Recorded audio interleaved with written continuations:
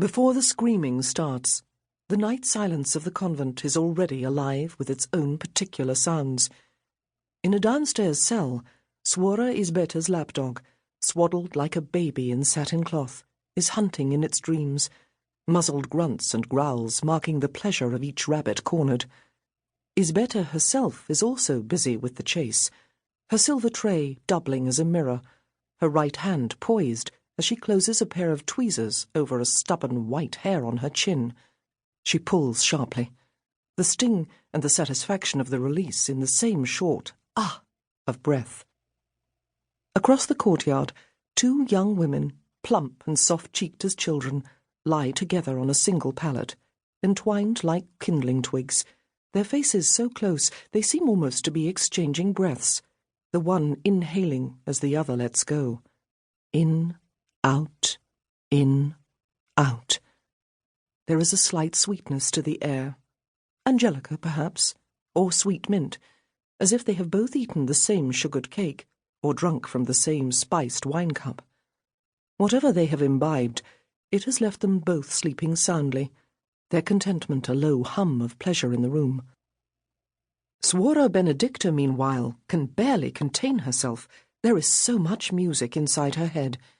Tonight it is a setting of the gradual for the feast of the Epiphany, the different voices like coloured tapestry threads weaving in and over one another. Sometimes they move so fast she can barely chalk them down, this stream of white notes on her slate blackboard. There are nights when she doesn't seem to sleep at all, or when the voices are so insistent she is sure she must be singing out loud with them. Still, no one admonishes her the next day, or wakes her if she slips into a sudden nap in the refectory. Her compositions bring honour and benefactors to the convent, and so her eccentricities are overlooked. In contrast, young Suora Perseveranza is enthralled to the music of suffering. A single tallow candle spits shadows across her cell. Her shift is so thin she can feel the winter damp as she leans back against the stone wall. She pulls the cloth up over her calves and thighs, then more carefully across her stomach, letting out a series of fluttering moans as the material sticks and catches on the open wounds underneath. She stops, breathing fast once or twice to still herself, then tugs harder where she meets resistance until the half-formed skin tears and lifts off with the cloth. The candlelight reveals a leather belt nipped around her waist, a series of short nails on the inside, a few so deeply embedded in the flesh beneath that all that can be seen are the crusted, swollen wounds where leather and skin have fused together. Slowly, deliberately, she presses on one of the studs. Her hand jumps back involuntarily, a cry bursting out of her, but there is an exhilaration to the sound, a challenge to herself as her fingers go back again.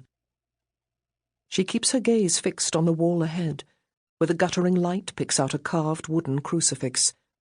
Christ, young, alive, his muscles running through the grain as his body strains forward against the nails, his face etched with sorrow.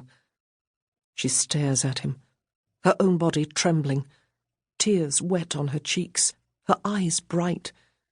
Wood, iron, leather, flesh. Her world is contained in this moment. She is within his suffering. He is within hers. She is not alone. Pain has become pleasure. She presses the stud again, and her breath comes out in a long, satisfying growl, almost an animal sound, consumed and consuming. In the next-door cell, Suora Umiliana's fingers pause briefly over her chattering rosary beads. The sound of the young sister's devotion is like the taste of honey in her mouth. When she was younger, she too had sought God through open wounds, but now as novice mistress, it is her duty to put the spiritual well-being of others before her own. She bows her head and returns to her beads.